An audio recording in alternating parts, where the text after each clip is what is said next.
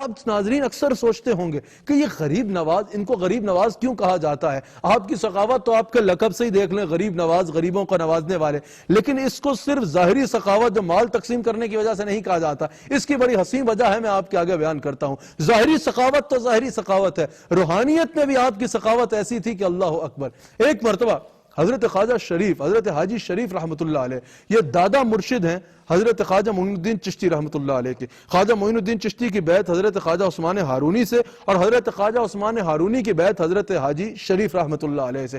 ایک مرتبہ حاجی شریف رحمت اللہ علیہ جو حضرت معین الدین چشتی کے دادا مرشد ہیں، انہوں نے اپنے مرید حضرت معین الدین چشتی کے شیخ حضرت خواجہ عثمان ہارونی کو بلایا اور کہا کہ عثمان ہارونی، فلاں دن عصر سے لے کے مغرب تک مجھ پر روحانیت کی ایسی کیفیت ہوگی کہ اس میں جس نے مجھے دیکھ لیا اللہ اس کو جنت میں داخل کر دے گا. جس نے مجھے دیکھ لیا نا اس پر آتش دوزخ حرام ہو جائے گی. یہ صوفیاء پر منازل آتی ہیں کہ ان پر کوئی منزل ایسی ہوتی ہے کہ وہ اللہ کے ساتھ ایسے کنیکشن اور ایسے تعلق میں اس وقت ہوتے ہیں کہ اس وقت ان کو جو دیکھے اس پہ آتش دوزخ اللہ حرام فرما دیتا ہے. اللہ اکبر. حضرت خواجہ شریف نے کہا فلاں دن عصر سے مغرب میرے پہ ایسی کیفیت آئے گی کہ اس حالت میں جس نے مجھے دیکھ لیا اس پہ آتش دوزخ حرام ہے. لیکن عثمان ہارونی تم نے کسی کو بتانا نہیں ہے، کیونکہ اگر تم نے کسی کو بتا دیا نا تو وہ دیکھنے والا تو جہنتی ہو جائے گا لیکن تمہارے ساتھ اس کا الٹ ہو جائے گا، کیونکہ تم یہ راز توڑو گے. یہ راز ہے، اگر تم نے اس راز کو توڑ دیا تو جس کو تم نے بتایا اس میں تو آتش دوزخ حرام ہو جائے گی لیکن تمہارے ساتھ اس کا الٹ ہو جائے گا. حضرت عثمان ہارونی نے کہا حضرت میں کسی کو نہیں بتاؤں گا، ایک اجازت دے دیں میں اپنے مرید معین الدین کو یہ بات بتا دوں، معین الدین کو بتاؤں گا اور کسی کو نہیں بتاؤں گا. خواجہ شریف نے کہا اچھا چلو ٹھیک ہے معین الدین کو بتا دینا، لیکن معین الدین کو بھی ساتھ یہ بتا دینا کہ اگر اس نے یہ بات آگے کسی کو بتائی تو اس کے ساتھ اس کا الٹ ہو جائے گا، وہ جنت میں چلا جائے گا جس کو اس نے بتایا اور دیکھ لیا، اس کو جہنم میں جانا پڑے گا. خواجہ عثمان ہارونی نے کہا بالکل ٹھیک ہے حضرت میں بتا دوں گا. اچھا معین الدین چشتی کو بتایا انہوں نے اور ساتھ یہ بتا دیا کہ معین الدین تم نے کسی اور کو بتایا تو تمہارے ساتھ اس کا الٹ ہو جائے گا. خواجہ غریب نواز نے سوچا اور اعلان شروع کر دیے کہ جاؤ فلاں دن جس نے خواجہ شریف کو دیکھ لیا اس پہ آتش دوزخ حرام، فلاں دن جس نے خواجہ شریف کو دیکھا اس پہ آتش دوزخ حرام. حضرت خواجہ شریف اس دن عصر کے بعد اپنے گھر سے باہر آئے تو دیکھا کہ مخلوق کا جم غفیر ہے جو ان کو دیکھنے حاضر ہے. انہوں نے جلال آیا، کہا کس نے بتایا ہے تمہیں؟ عثمان ہارونی کو بلاؤ.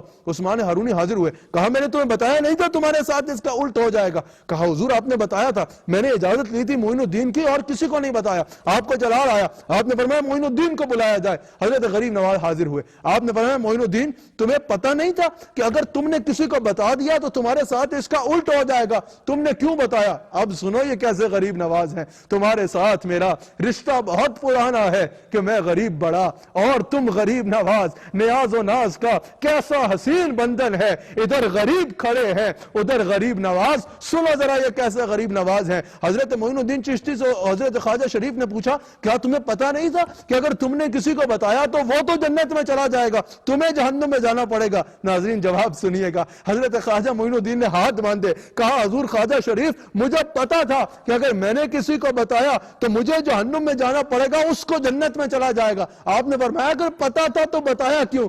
غریب نواز نے کہا کہ حضور میں نے سوچا اگر ایک معین الدین کے جہنم میں جانے سے ہزاروں حضور کے امتی جنت میں چلے جاتے ہیں تو یہ سودا خسارے کا نہیں ہے، یہ سودا خسارے کا نہیں ہے. حضرت خواجہ شریف کو وجد آ گیا، آپ نے آنکھوں کو بند کیا، آنکھوں کو کھولا، کہا معین الدین تم جنتی ہو اور تم غریب نواز ہو، تم غریب نواز ہو. یہ ہے حضرت خواجہ غریب نواز رحمت اللہ تعالی علیہ. اللہ اکبر. ہمیں صوفیاء کے ایسا اشعار ملتا ہے، اللہ کے کامل ولی ہیں، دعا کرتے ہیں یا اللہ میرے جسم کو جہنم میں ڈال دے اور میرے جسم کو اتنا بڑا کر دے کہ جہنم بھر جائے تاکہ تیرا کوئی بندہ جہنم میں نہ آئے، سب کو جنت میں جانا نصیب ہو جائے. یہ صوفیاء کی اللہ کی مخلوق کے ساتھ محبت ہوتی ہے، یہ ان کا اللہ تعالیٰ کی مخلوق کے ساتھ تعلق ہوتا ہے.